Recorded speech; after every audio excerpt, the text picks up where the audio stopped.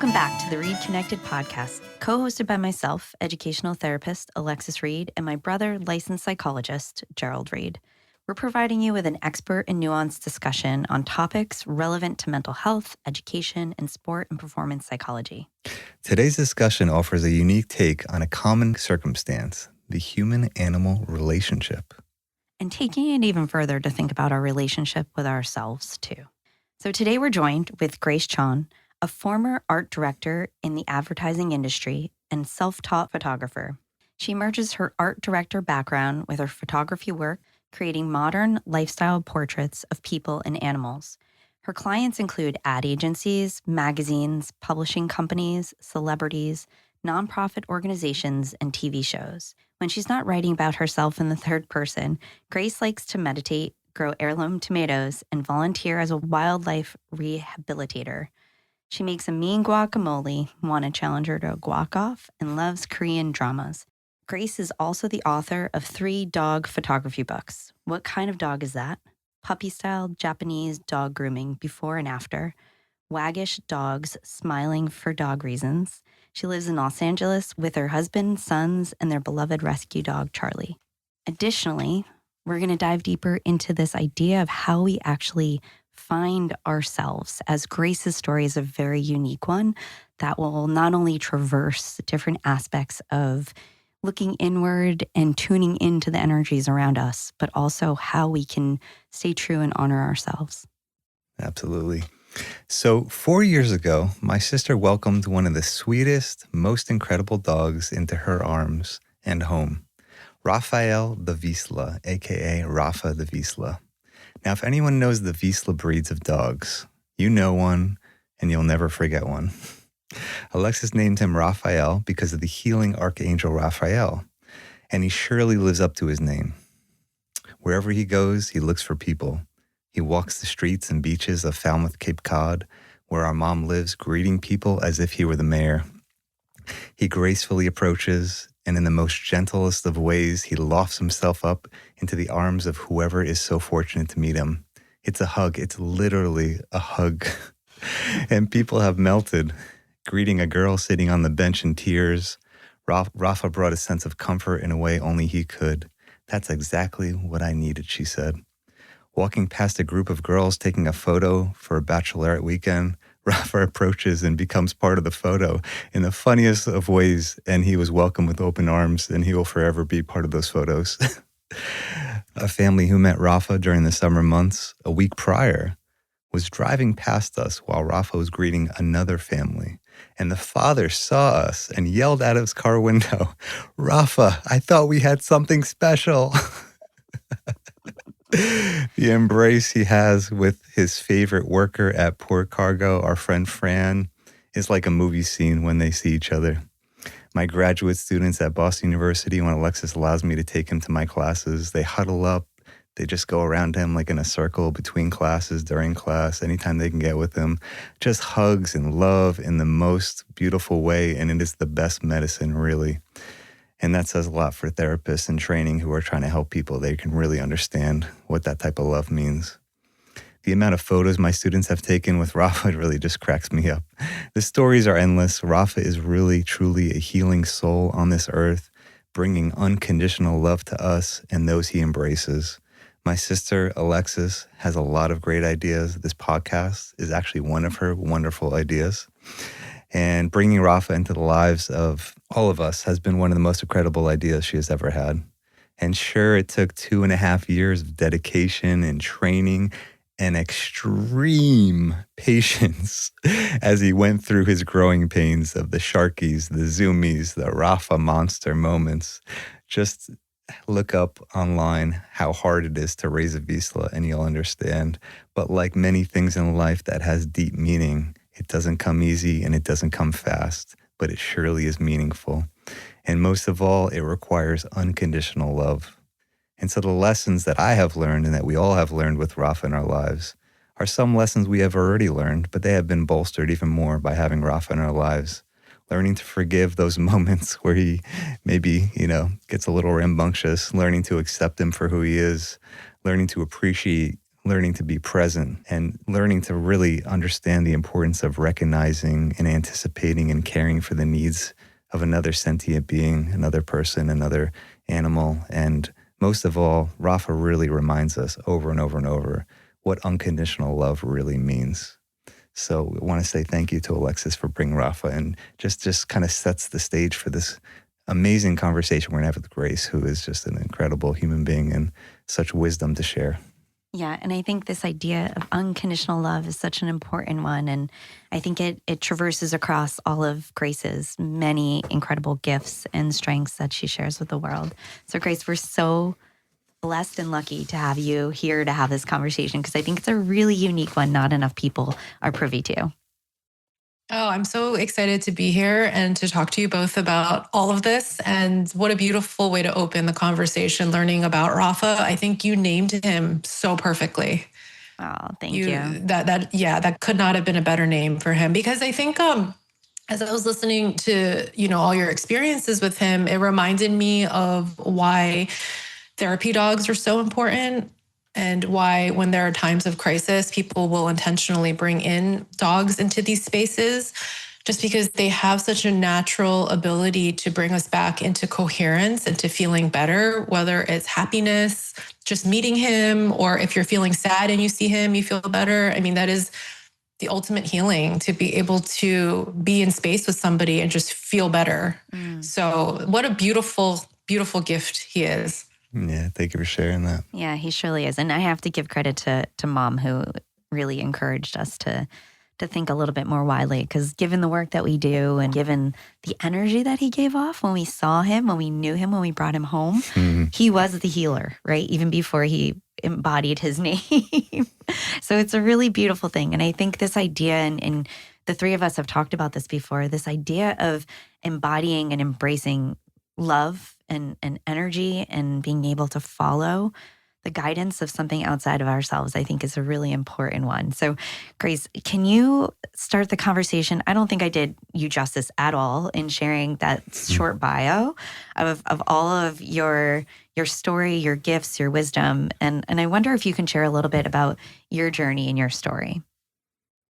I think my entire life story can be summed up as the person who had the courage to just keep trying to be herself. That's really it. And I feel fortunate that that journey started for me very early in life, because I think for a lot of us, we don't start that opportunity maybe even until midlife. It's probably why people have midlife crisis. But I don't know, is it because my father passed away when I was 13 that maybe that triggers something in you to look at life in a very different perspective that you wouldn't have otherwise? And by the time I was in my senior year of college, I was about to graduate with a degree in biology, which I do. I was going to go to med school or work with animals and be a vet, but either way, go the path of medicine. I realized this is not who I am. This is not my dream. I can't do this anymore. This is what my parents wanted. And so I moved across the country to go to art school. And being artistic and creative and musical was always a very deep part of myself, but told by my immigrant parents that you can't make a living doing that. And there was really just a seminal moment at the end of college when I said, no, I'm going to do it. I am. And that started my journey into really plugging back into myself as a creative spirit. But it was still very constrained because it was working in advertising as an art director. And so when I did get into that field, I did very well in it, but it was not the right fit. It was so toxic and hard. And so, to connect to something that made me feel better in such a hard environment, I started taking pictures of homeless dogs to help them get adopted. So again, I think that's like another data point there where it's like, I'm not happy. This doesn't feel right. What can I do? And it wasn't even like, I'm going to quit my job and do something drastic. It was as small as listening to myself. Yeah. There was a part of me that said, get a camera, take pictures of rescue dogs, see what happens. And that turned into a whole pet photography career. And I was eventually able to quit the corporate world in 2010. And I've been an animal photographer since. But even since then, it's always this constant looking inward. What's interesting to me? What do I want to pursue? I think a lot of people get really hung up on feeling like there needs to be a point to why you do something. It's very much our logical, linear brains trying to keep us safe, right? And saying, no, like this needs to make money. You're going to waste time. What's the point? And I've never done that to myself. And what's very interesting is I have very many things that aren't for money, but in that pursuit, you find the things that actually connect you to something deeply meaningful that can make you money. And so in that process, a whole bunch of other things that I never even could have imagined opened up or on the spiritual, intuitive end of things. And that's where I am now. Wow, great. I have a very specific question because, everything that happened after you made that decision has unfolded, and like we can see it and we witness it, and people are amazed at what you're doing. But I want to go back to the moment of when you did make that decision. I mean, we work with people individually every day. I work with people in therapy, and like it is a lot to make a hard decision. That's a lot of therapy, is sometimes just getting to the point of making a hard decision. So I wanted to ask you a little bit, like, did you have anyone supporting that kind of self-reflection? Or was this really just something inside of you that was just kind of burning that you just had to pay attention to and just almost take a leap of faith because like you didn't have anybody really kind of understanding it or helping you through that? Because that's incredible courage if you did. Thank you for saying that. And I think you raised such a good point about having some sort of support system to help you, because my family certainly didn't understand it. And even people, when I was quitting my job in the ad industry, didn't understand it because I quit when, it was during the Great Recession and 50% of the ad industry had been let go because the economy was in the toilet. I had just received a raise with my partner. So not only is the industry collapsing, I got a raise. We released an ad campaign that was going viral. And I said, I quit. So everywhere around me, externally, nobody understood me at all. Where I had to go was deeply internal. I had no other place to go but internal because externally, I looked like a crazy person. And I think this is when really my path to truly being myself on my journey and going deeply inward and that cultivating my spiritual practice, those went hand in hand. The third thing that happened at this time was gardening. So it was starting my own business, becoming deeply spiritual, and gardening. And I really think all three of them intertwine very deeply. But it was truly my spiritual practice and believing and experiencing for myself that I am not doing any of this alone, that I am deeply supported by a force I cannot see, but is so much bigger than I am. And then finding a community of people who could also believe that and support me. There's another part of this that I just want to point out just for the listener, because we're all on our own journeys, right? And people may see your story and be like, okay, she made one decision and everything just fell into place, which is not the way this works. And you had made an important comment that you tried something and it didn't feel completely right, and kind of had to maybe trial and error and then kind of continue to follow that internal intuition about, what's next. But you never gave up, which is another trait that you seem to have. You could have easily, and we experience this. Sometimes people get so discouraged when what they expected or what they wanted didn't turn out the way they, wanted or expected. And it's devastating, or they don't feel like they can kind of continue that path. And you're a great example of letting the path continue and unfold. And I wonder, what inside of you, what kind of thought process, what kind of mindset allowed you to kind of navigate the uncertainty? I think spiritual practice allows you to look at things from a completely different perspective. Because I think the analogy I'll use is if you're in the middle of Manhattan and you're at the ground level, you can only see things from a very horizontal perspective. You can see the cabs, you can see the people, and there's only so far you can see from that perspective. But if you were to go to the top of the Empire State Building and you look down, you have such a different perspective. You get to see something so much bigger. It's more vertical. You get a vertical perspective versus a horizontal perspective. And I think that a lot of us get really stuck at the horizontal perspective, which again, I think is so normal. It's part of the very human experience to be in the part that feels so hard and frustrating and not working. Survival and just look instinct at the almost. survival. Yeah. And it's just looking at the Narrows your landscape in focus. front of you. Yeah. It's so narrow. You feel like all I see right in front of me is all there is. Einstein talks about, you can't solve a problem at the same level that it was created. So if you are in your narrow, very human experience of looking at what's in front of you and feeling frustrated, you can't solve the same problem from that level. And for me, being able to go to a higher spiritual perspective and sort of getting so clear on who I am, what makes me happy, because my whole life I was told who I needed to be. So when you really go inward and connect more to who am I, what makes me happy, what do I feel here in my heart, that then gave me the courage to take action from that place. It's so beautiful. We often are faced with clients and patients that we work with that feel this friction of something feeling uncomfortable. And I often tell them I want to bottle it up. They're like, well, what are you talking about? This feels awful.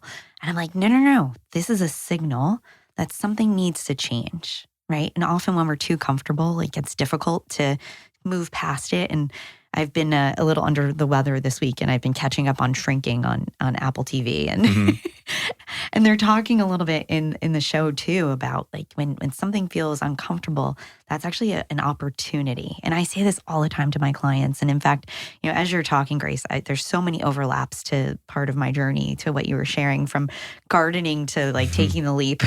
Yeah. And sometimes it can feel really lonely and scary.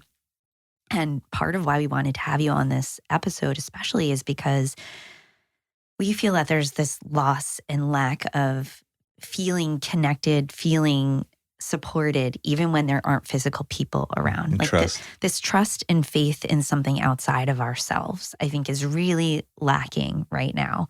And to be able to take that leap of faith and to, try something new, even when you're at the top of your game, it does take so much courage and bravery. I was reading a newsletter by Mark Manson earlier today, and he said something like, for all those people who tell you that you need to find a purpose, that's such a sham. And I'm like, we need more context than this, right? Yeah. And of course, there is more context that, it's not about just finding one thing. It's about being open and really, we talked in our conversation about widening the aperture to be able to see the broader, bigger picture of what's possible. And it leads to this idea of gaining perspective from an internal aspect, looking inward, as you mentioned, and also looking outward to see where, the different lines and energies and paths might intertwine. Yeah, I think, this idea of if you're feeling lost or you're feeling stuck or you want to make a move and you're scared to, the idea of stepping toward your purpose is the scariest thing possible you could do. I think the scale of purpose is too big. It's like trying to eat an entire elephant in one bite. That's paralyzing. Totally. It is so paralyzing. Many expectations too, right? And you have to find that thing, that one thing, Well, there's and work towards just that. There's almost like a movie, everything, especially with social media, things could be dramatized in people's minds of what it means, and it's a magical moment, a Hallmark movie moment or something like that, right? And it's not really how that works, right? It's It's really not. I think you raised a good point. That's what makes it dramatic for a movie, but our life isn't a movie. I think the way we actually move toward the thing that's going to bring us meaning and purpose is not identifying it as this thing that's huge and so far away. It's what is that little thing in front of me that is calling to me? Yeah.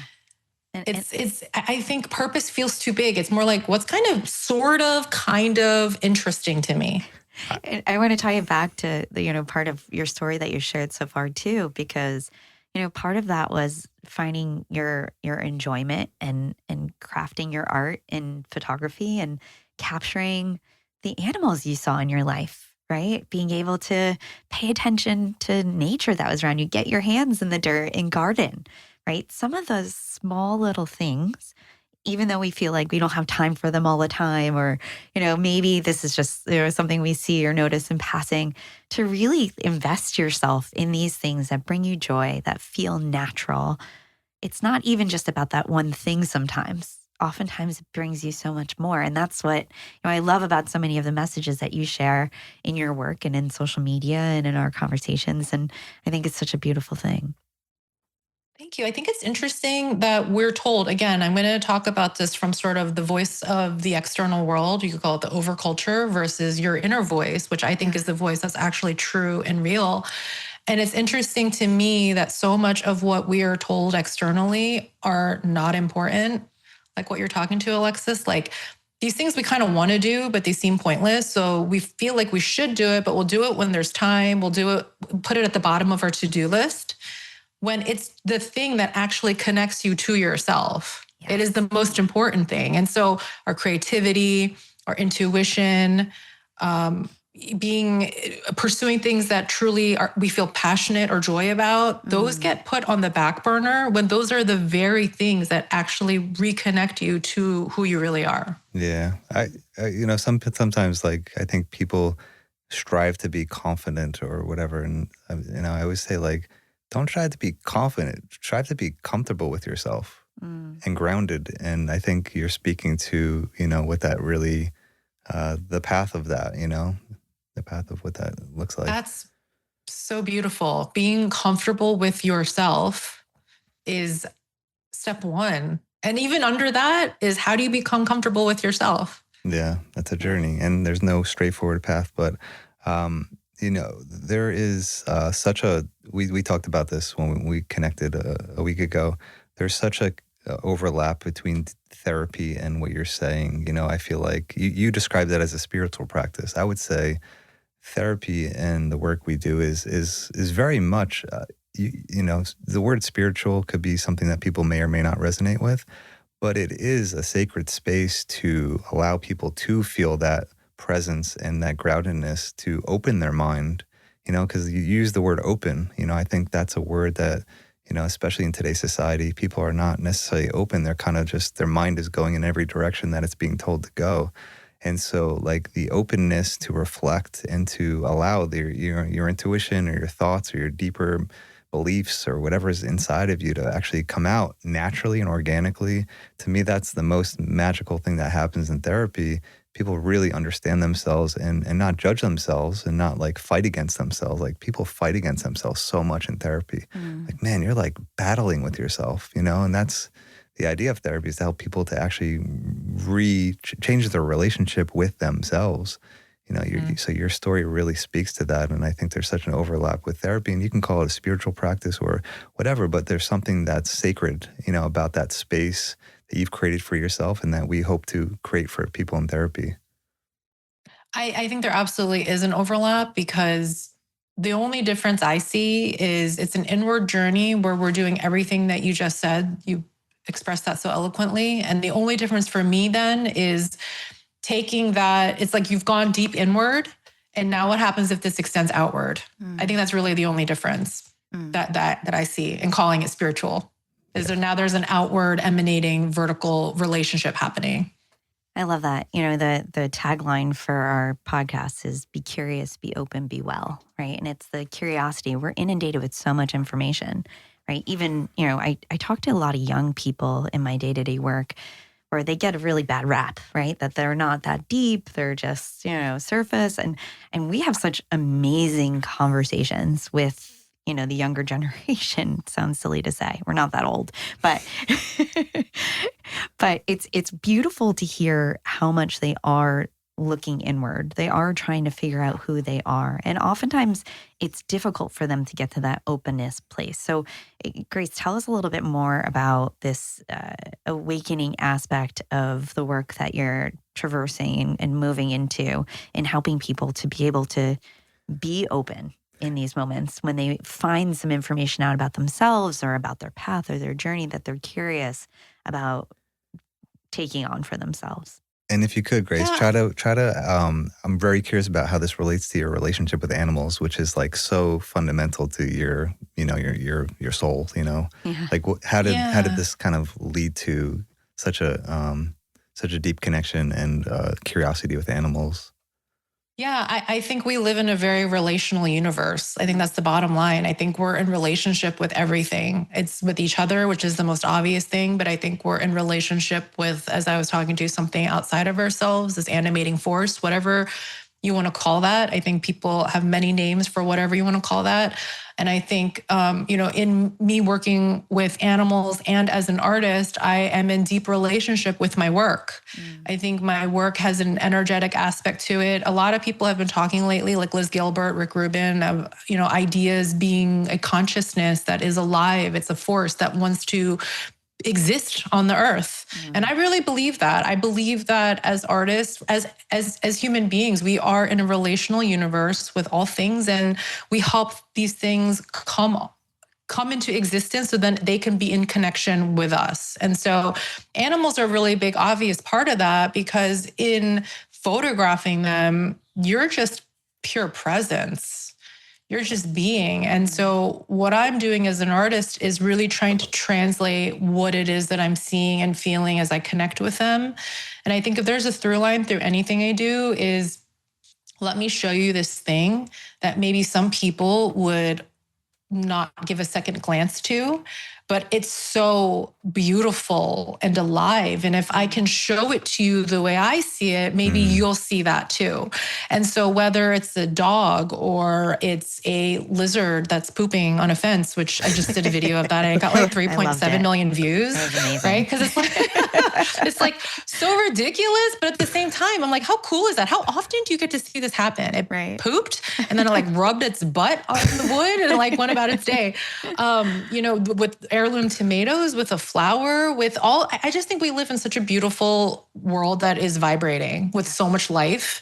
And so that's my through line with everything, of just wanting to show you my perspective on that. And so that absolutely is with animals. And, with the creation process, to me, it's the same thing. It's, if we're going to talk about this through therapy or through spirituality, there is a reawakening and reconnection process within ourselves that happens.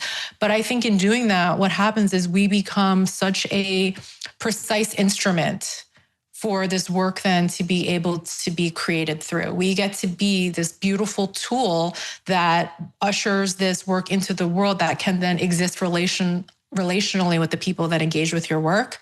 So to me, it all connects. I don't know if it makes sense to you guys, but to me, it's like this ecosystem that all connects to each other. Well, Grace, my sister, sometimes she'll ask me, like, how many, are you going to stop writing songs? Because I write so many songs. But I don't ask if you're going to stop. I'm asking what the goal is. It doesn't need a point, Alexis. I'm teasing you. And there's a point to this comment, is that, in taking photography of the beach and stuff, which I try to do, and there's a connection that I have uncovered that I think is exactly what you're saying. Writing a song and capturing a photo, to me, is the same thing. You're noticing something. Yes. And you're capturing a certain perspective of what you're noticing, but you're capturing in a certain perspective. And to me, like, just constantly being open and aware and noticing and finding that unique or different perspective to describe or to capture what is already there is so incredible to experience. And I just want to see if that's kind of what you're hinting at about what the experience is. Yes. You said the word noticing. And I think most of us walk around this planet not noticing. And I think when you notice and then you try to articulate that in a way for somebody else to be able to experience it in the way you noticed it, I think that's magical. And that's why I think work, a lot of people get caught up, like someone else is already doing that, or somebody else has a song like that, or somebody else already wrote a book like that, but you didn't write it. Yeah. You aren't the noticer. Because the topic could be the same, but the way the individual has experienced it and then they're trying to output it is going to be completely different because the noticer is different. And there's that beautiful nuance of just, I think, artists through the ages. We've just been noticers trying to capture the nuance of what we notice and have other people experience it. I'm going to add to that because whenever I get stuck in my own stuff and I'm like, oh, I want to create this. But there's so many other wiser people who have said or done this before. My people around me will say the same thing, but they're not delivering it through your message, through your passion, through your perspective. And I just want to say and emphasize this because oftentimes a couple people get a lot of airtime, right? I know it doesn't seem that way with social media, but there's usually a couple of people that rise to the top, and they're the voices that we hear and we think are experts. But I really want to emphasize how important it is for everybody to really capture, notice, and share their perspective. We need more voices. We need more variability. We need to be able to see things through different lenses. And I work with a lot of young kids, especially the younger ones that I work with, usually have ADHD or they're on the autism spectrum. And we talk a lot about perspective taking. There's this great book. I can't remember the author. It's a children's picture book called Duck Rabbit. And I often break that out and say, what do you see? Is it a duck or a rabbit? And we have this whole conversation about perspective, about being able to pause and inhibit and just savor a moment to see what comes up for you, what resonates, that often we miss, like you're saying, Grace, in a moment. And my meditation teacher and his teacher have this really beautiful saying, thinking about how we tune into ourselves. Like, how do we tune into this moment? And it just goes right along with what you're saying about, noticing, paying attention, sharing perspective. Again, when we were talking all together a few weeks ago, this phrase of widening the aperture just comes up. And I think there's so much to be gained in that. Yeah, I agree. And I love this point of just the diversity, celebrating the diversity in voices and opinions and perspectives, because I think life would be really boring if we only saw it through one set of eyes. Right. And as you were talking, it reminded me of how if you were to go to a sunset and you put 10 different people there and people talked about that experience, you would hear it 10 different ways. It's the same setting, same thing we're all looking at, but because the person is so different and it's being filtered through such a different person, the output will be different. I used to have a podcast about creativity, and I used to talk about how we're like all, sorry, this is sort of like a crude analogy, but I'm going to go for it. We're all like there's these like Italian cookie cutters where like you push dough through it and it extrudes the cookie. Yeah. And the shape of the thing that you're pushing it through, the shape of the cookie cutter is what makes the shape of the cookie different, right? So there's different cookie cutters. I just think we're all different cookie cutters. And I think our life experience and everything we've gone through in life gives us a different shape. So you could put the same dough into it, but it's going to come out completely different for every single person. We need different cookies in the world. Love that. We also just don't have conversations with people about perspective. Like, when's the last time you were just hanging out with your friend or just someone and like, hey, what did you think about that? Just like that simple question. What was your reaction to that? That's why I love therapy, because I feel like these are the most meaningful conversations you can have, in life, is you actually get depth, which I appreciate. Yeah. I think everybody needs therapy. It's great.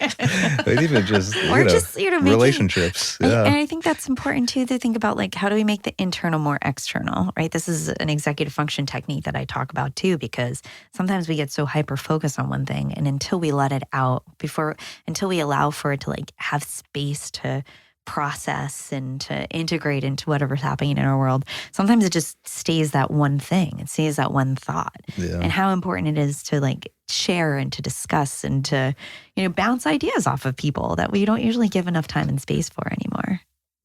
Yeah, I always say it's so hard to create in a vacuum. Yes. If I'm working on something, I need to have trusted people I can show it to and just have some reflection on it. Yeah. It's really hard creating things or doing anything alone without some sort of reflection partner. So in that same vein, you created this beautiful installation, which I wish I saw in person, about dogs as healers. Can you share a little bit about that process and that project? Yeah, it really speaks to where we started this conversation on dogs being healers and Rafa being healers, because I really think that dogs are the embodiment of unconditional love. Everybody knows this, right? We get to feel such a state of openness and pure unconditional love in a way with the dog that we oftentimes don't get to experience with any other being on the planet. It'd be great if we could, but we don't always. And I also think that having that kind of openness with a human can also be really scary sometimes. To be that open in your heart with another human being can be very vulnerable. Like you really got to be able to trust that person to be able to do that. And with a dog, that all goes out the window. I did a little thought experiment on Instagram not too long ago where I asked people just stop and think about, what are you thinking about when you're petting your dog? This isn't like when we're about to go for a walk or just like you're there petting your dog. What are you thinking about? Yeah. And the responses in and of itself, I felt like could have been an art project because they all came back so beautiful. And the through line was they're present and they're thinking about how much they love them. And then if you want to extend that thought, then it's like, how often in your day do you allow yourself to feel that openness, that presence, and just feeling love? Like probably not very much unless you're with your dog. So dogs do something so powerful for us that we don't always get opportunity to do. And with a dog, it happens so effortlessly. Like you're just petting them and you don't even know your walls have come down. Yeah. And so this idea to me is so profound because that to me is a healing mechanism. I think we go through life so sick and disconnected because we've erected so many walls here in front of our heart, the most important space I think that we have as humans. And so now what happens if we can access that more easily? And so this idea of healer was, I called it my Jim Carrey moment. It's like Jim Carrey going from The Mask to getting really serious and Eternal Sunshine of the Spotless Mind. I'm like, oh, people know me for these funny, colorful pictures. Like these are going to be serious. So they're black and white photos where you just are gazing into the eyes of a dog. And you're encouraged to stop, practice slow, intentional breathing, and just lock eyes with the dog and then notice what comes up for you. Notice if any messages come up or how you're feeling. And people told me they felt like they had therapy. People said they would just spontaneously start crying. People reached out and said, oh, I'm a guidance counselor and I have these in my office. So when students are having a hard day, they can just come in and spend some time staring into the eyes of a dog. The idea of it for me was almost like, let's see what happens if you can't have a therapy dog in the room with you. Can you lock eyes with this dog? And so that series then got turned into an installation in Brooklyn, which was really cool because I thought it'd be neat if you're like in a city stressed out in your head and then you lock eyes with this giant dog and see what happens to your internal state when you do that. Wow, that is beautiful. Can you answer this question for me?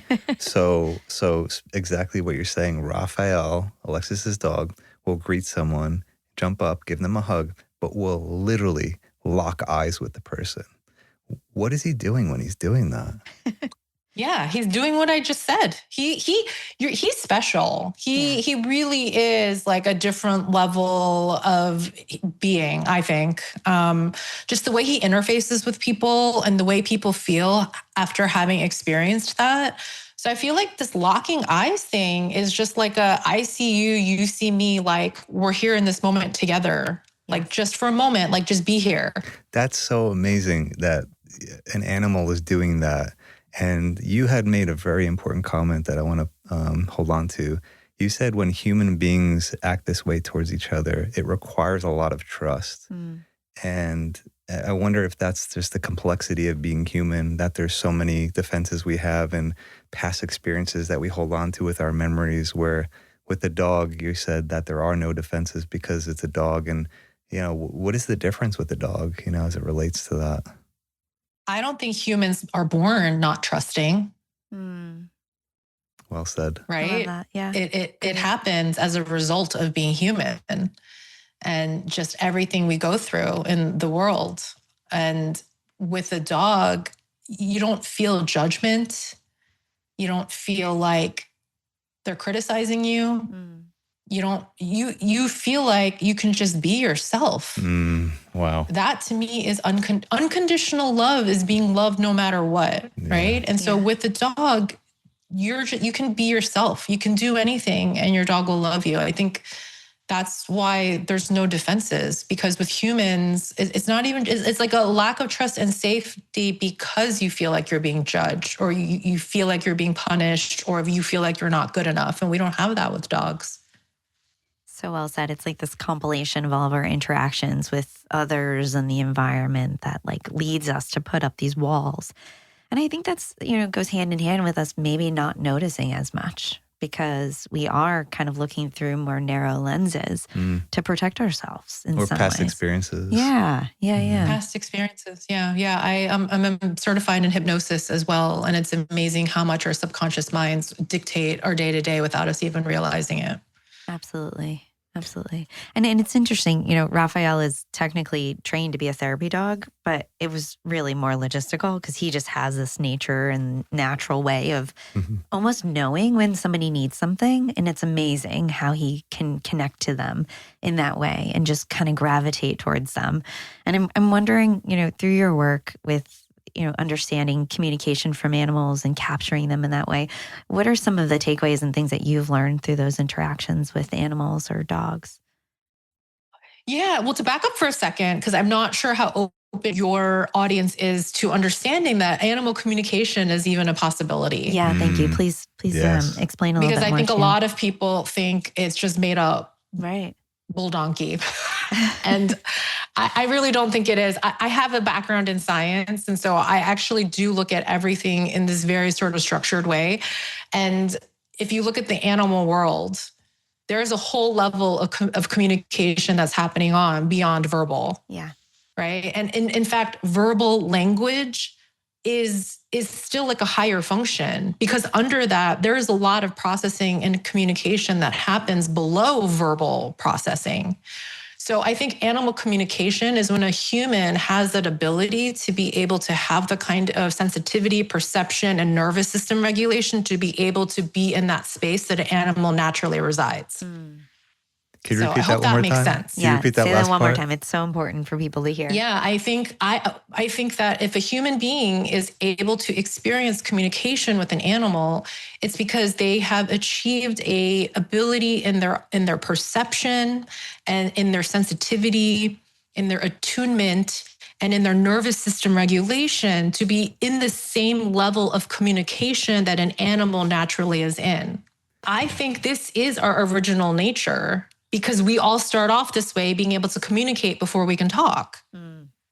Wow. That's like a big statement. And I agree with you. I think it's profound what you're saying. You're saying that, okay, let's just set the stage here. There's so many people who have dogs in their home or other animals. And you're bringing this relationship to an entirely different depth than I think probably a lot of people even begin to think about. And so you're saying that to really relate with our animals and our pets and our dogs, we have to find a way to connect with them on their level, which is beyond all this consciousness and beyond all this conscious thinking and wrapped up in our heads, right? It's more pre-verbal, it's more energetic, it's more in our bodies and the calmness that we bring to the dog. It's more about how we are present with the dog. So can you almost like talk about that and illustrate it for us?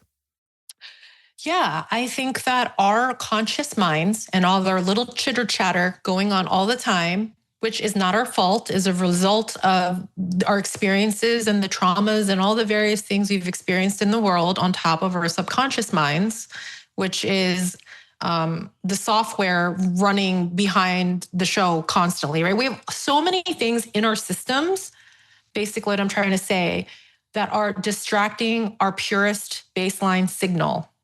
Does that make sense? Totally. Yeah, absolutely. There's just a lot of interference happening. A lot of noise. Right? Yep. And when we a lot of noise happening. And when we calm that and when we're just present with the animal, they're able to connect with us in a way that they may not The be signal otherwise. gets clear. Yeah. There's a big overlap. The signal gets clear. There's a big overlap with parenting and children and how parents could be attuned and connected and very present with their child and how important that is.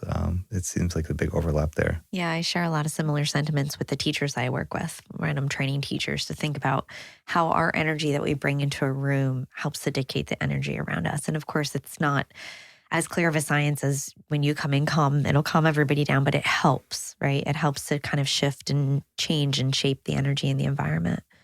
Absolutely. A lot of times when I'm communicating with dogs and they have anxiety, I know that the person, their human, has anxiety. Yeah. Because there's just a lot of mirroring happening within that relationship, like you could see with a parent and a child. Well, the reason why we also wanted to have you on here is because, me and my work, it's very empirically based as your background started too, right? And I think that when we have enough of an understanding of both sides of things, we recently went to a concert to see Stephen Wilson Jr., who talks about he's trained as a scientist because he grew up in a very religious community and he wanted to see both sides.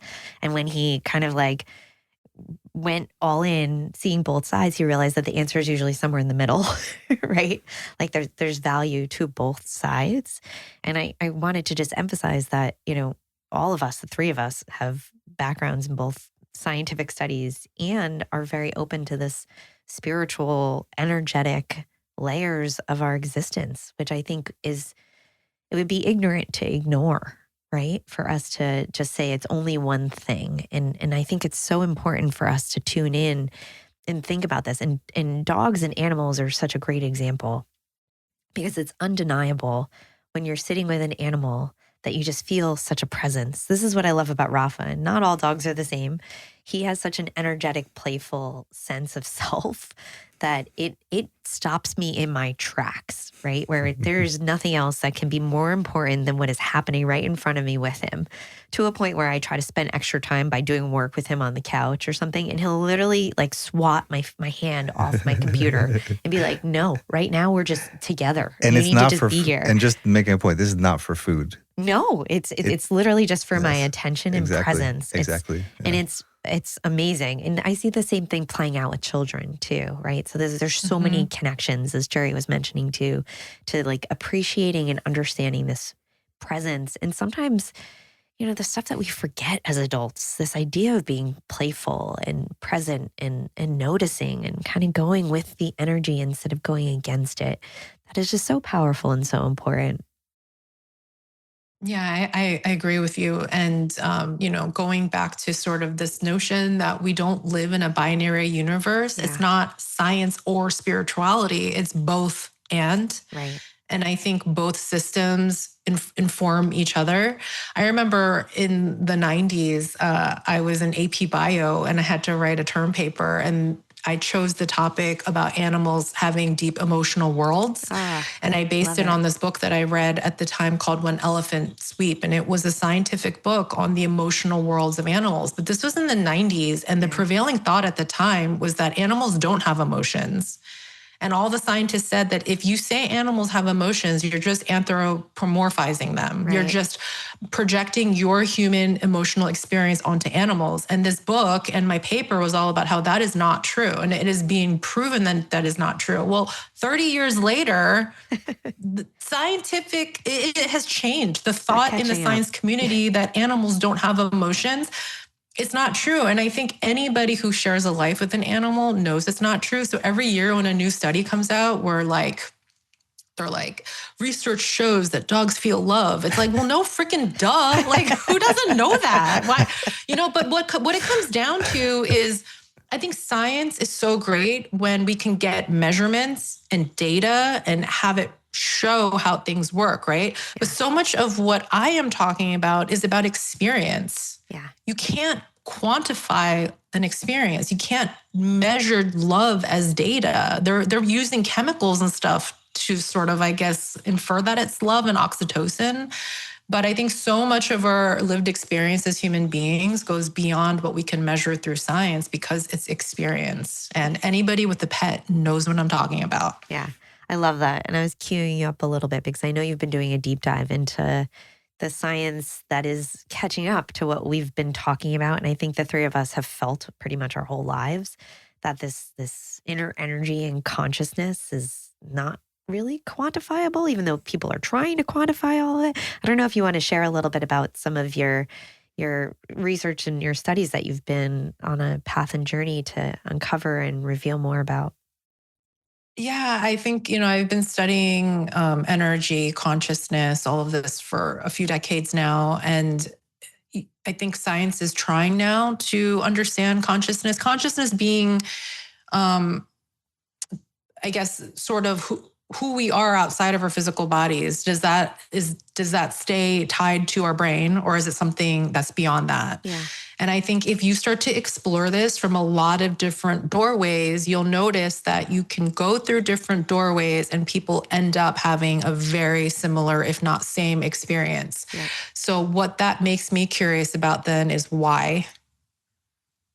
Yeah. And if you say it's not possible, why are so many other people who are disparate and not connected having the same experience? So I think with science, the biggest question you can ask is why. Just keep asking why. Just being curious. And I think what's being curious. And I think what's interesting in the scientific community is when people don't ask why and say, no, this is just how it is. I think that to me is strange. Yeah, totally. I think that's the issue with like all of these sound bites that we see on social media in particular, because they distill everything down to like one or two things that they think are fact or true. And then that becomes the narrative that a lot of people, I'm not even going to say just young people, but people believe as reality, as fact, rather than a possibility. Right. And I think, I say this all the time to my clients and to educators and parents I talk to. It's like one of the greatest prescriptions that we can ever prescribe is curiosity, openness to like ask questions and find out instead of making assumptions or holding on to one factoid as the reality or doctrine. Well, what's interesting? Because I don't know what life feels like to not be open and curious. Like, obviously, from my life trajectory, it probably illustrates that, like, if I'm curious about something, I'm like, let me go uncover that stone and see what's happening under there. But I'm curious, what causes people to not be curious? I think it's I think there's a curiosity in society now, but I think there's an equal desire to be told what to do and to be told what's right and wrong. And I think it's reinforced with the algorithms. I think a lot of people are also feeling like a lack of trust and safety. And that's when people want safety, is to just have the answers and have certainty.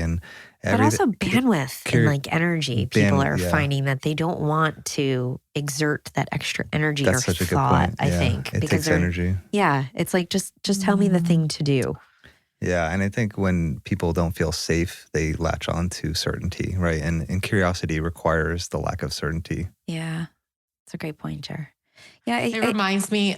Sorry, it just reminds me of Maslow's hierarchy of needs. Yeah, 100%. And this goes back to how you and I met, actually, with doing the self-actualization course with Scott Barry Kaufman and his colleagues, and this whole idea of when certain aspects of life are stable-ish, right? I don't want to say stable because nothing's ever going to be completely foundationally sturdy, right? There's always going to be some flexibility, some movement.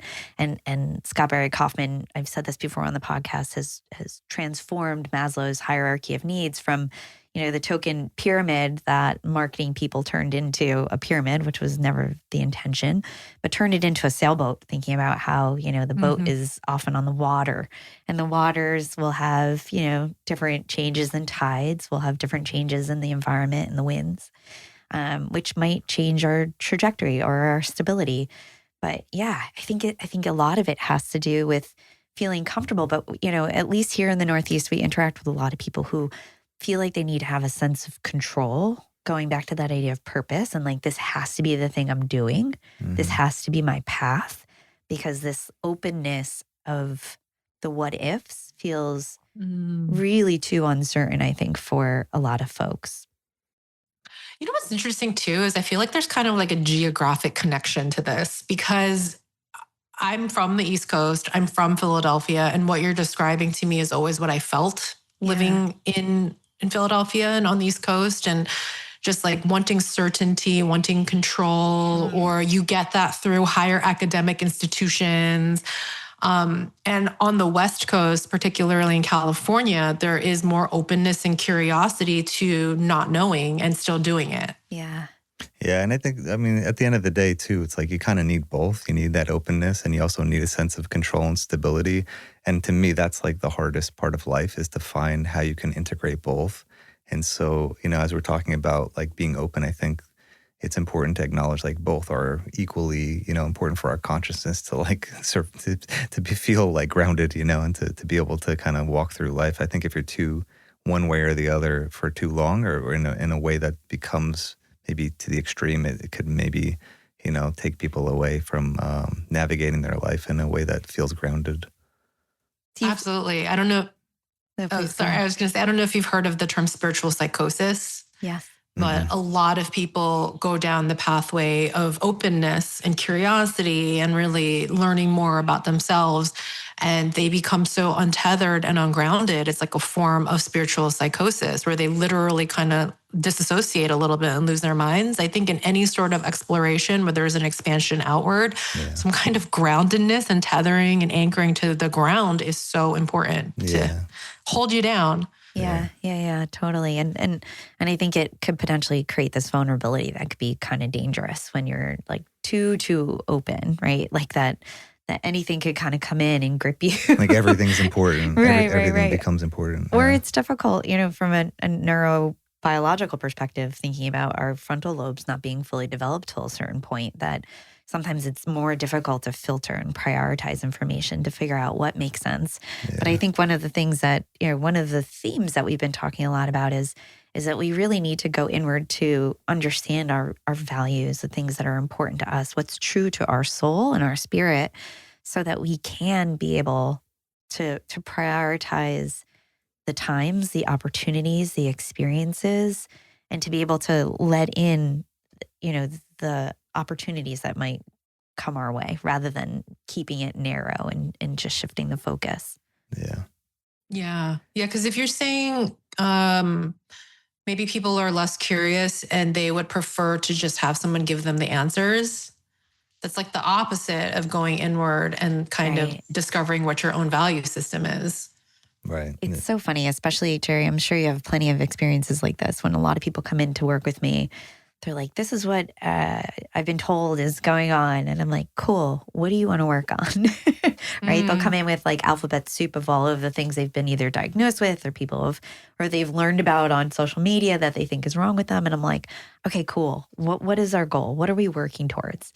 And I always share, you know, the answer is never anything I'm going to give to you. It's more about how can I help guide you to what is going to be your path and your way forward. And it might come with some different skills and strategies and approaches that I can introduce to you.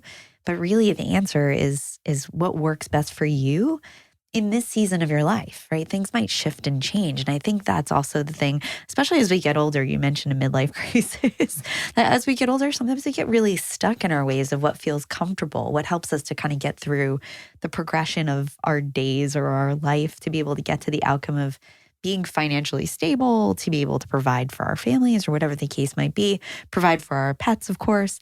But I think this idea of openness is so important because it allows for us to realize that life is not on a linear trajectory.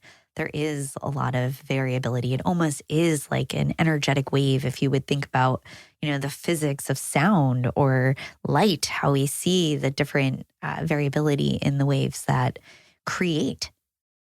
Yeah. And this leads me to think that it's interesting because we've talked about comfort and discomfort a lot in this conversation. And what it sounds like what you're saying is recognizing that in our pursuit of openness, because it's a wave that can go up and down, you're going to hit periods of discomfort. Yes.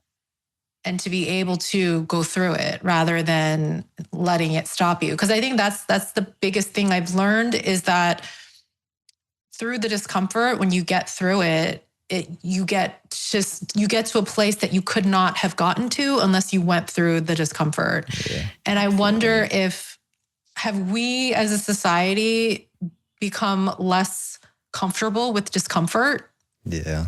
Totally. Well, we talk about that in therapy as containing emotions. You know, as a therapist, we have to help people feel contained when they're expressing and feeling their emotions. And part of that is really just being present with them and helping them to feel safe while they experience their emotions. So certainly as a society, like I think it's like the opposite of that right now. I wrote a song called Sea Glass. It's one of my favorite songs. I think it's one of the best songs I've written. But the metaphor of sea glass just struck me so much. And I noticed it. And it's exactly what you just said, is that sea glass is shattered glass that goes off, gets lost in the sea, and through a refining process comes out well-rounded and beautiful and cherished. And it is exactly that. And it's uncertain and it's uncomfortable and it's, it's all the things, right? And so to me, that's a therapeutic process, is exactly what you're saying. That's beautiful. I love the metaphor of sea glass, because sea glass is objectively beautiful, and it would not have happened unless it went through the tumbling and crashing through an ocean 50 million times. Totally. Yeah. And it's just, I think, people for whatever way people can learn to sit with that discomfort of going through life as you pursue your openness and your path, whether it's therapy or spiritual practice. I think it's people recognizing I can do hard things.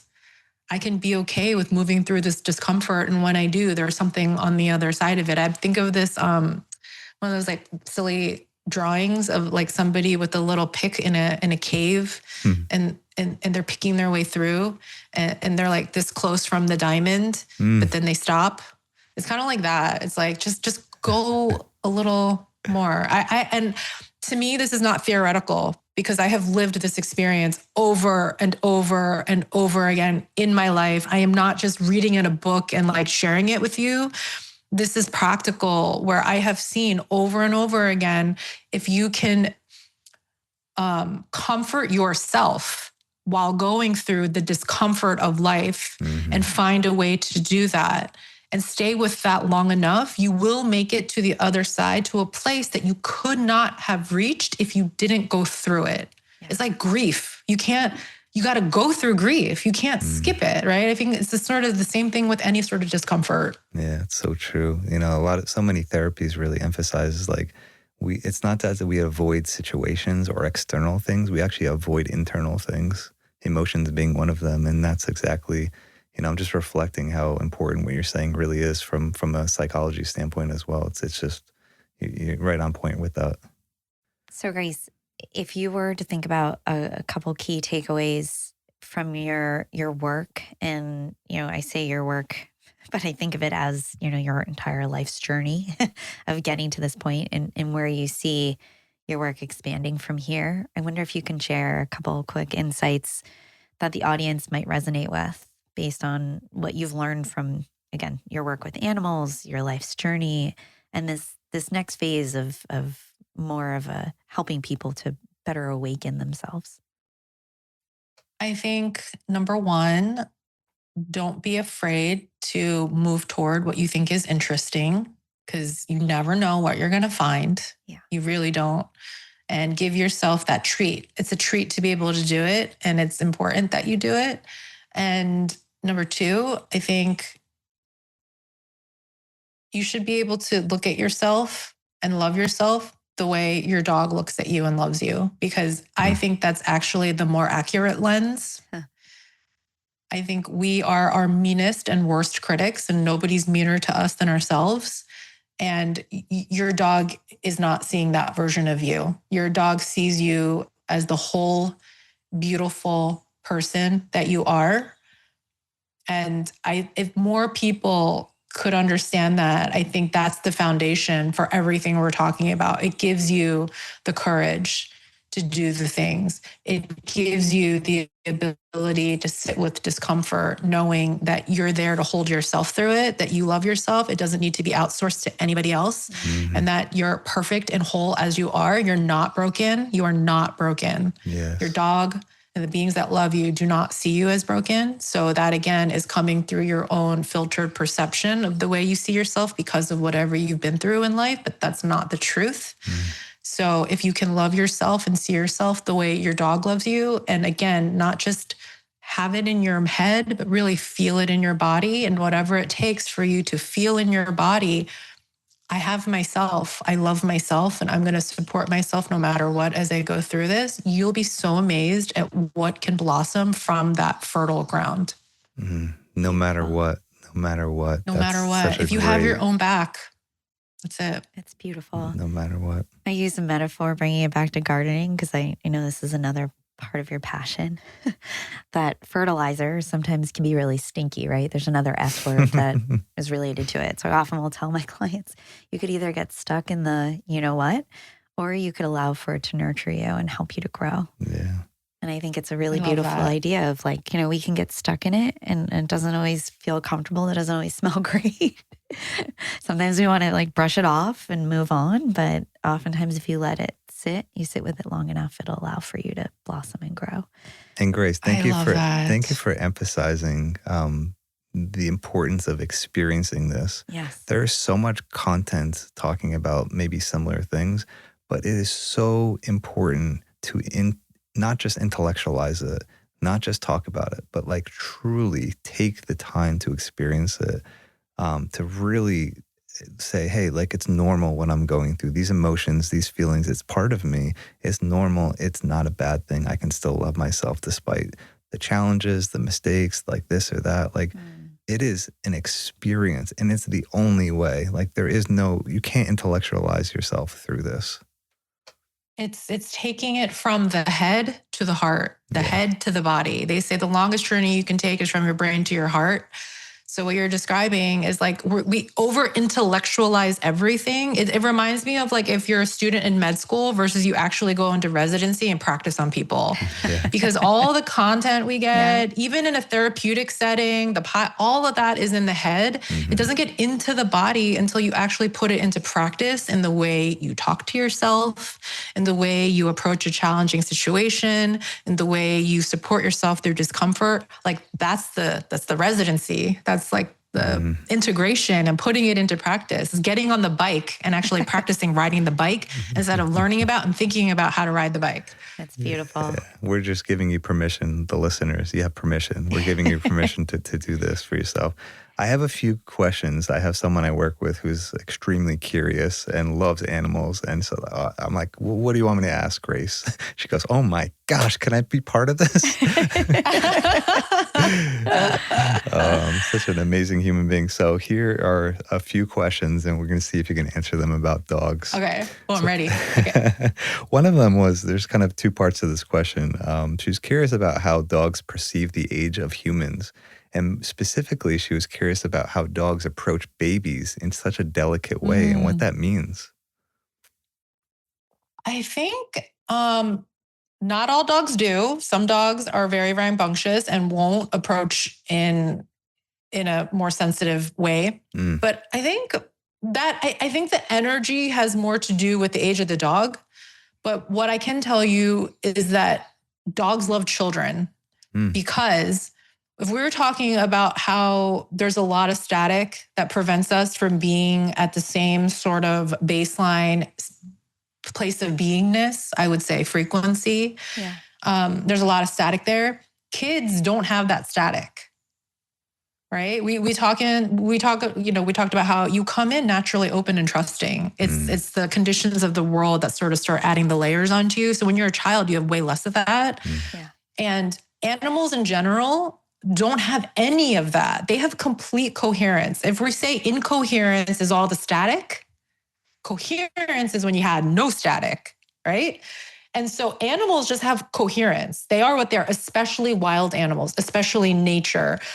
Pets will have incoherence. This is why you see animals with behavioral issues, because they experience stuff like humans do, right? Then they get the conditioning and the trauma that happens, right? But for the most part, animals usually have a sense of coherence. Children are closer to the sense of coherence. And so they're sort of already in the same baseline frequency. And dogs love that. Dogs want us to be like that. Dogs want us to be like kids. Yeah. It's more a clearer path to the energetic connection, I'd imagine. That's nice. Yeah. And dogs remind us to remember the youthful part of ourselves too. So it's reciprocal. Totally. Yeah. Because dogs are so present and kids are so present. Dogs, if we're talking about the mind and the heart, dogs are just in the body. They're not in their minds. And kids are the same way. Yeah, that's great. Well, I think you kind of answered the other questions in that, so thank you. Oh, okay. What was the question? Well, the other I'm one curious. was she was curious about kind of how human beings we can say, oh, this person has has neurodiversity or maybe has a disability or their brain is kind of wired differently, right? She was wondering, like, are animals like that? And is it just maybe just not medicalized the way we kind of treat it from a medical standpoint? And you had mentioned, part of that could be conditioning from experiences or traumas and stuff like that. But that was the general question.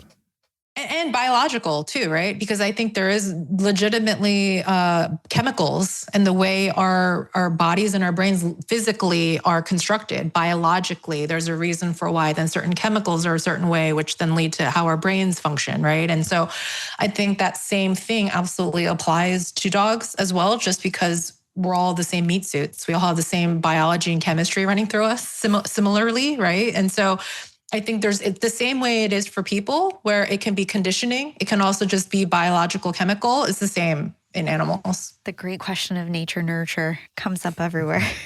Goes back to your answer, both and, not either or. Absolutely. Absolutely. Yeah. So Grace, tell us and the listeners how they can find you and learn more about the work that you're doing, or maybe connect with you if anything that's been shared resonates with the audience out there. Yeah. So I'm on Instagram. It's at the Grace Chon, and I post a lot of different videos and content there. If you want to look at cute animal pictures, you can go to my website, which is gracechon.com, and my books are also on there.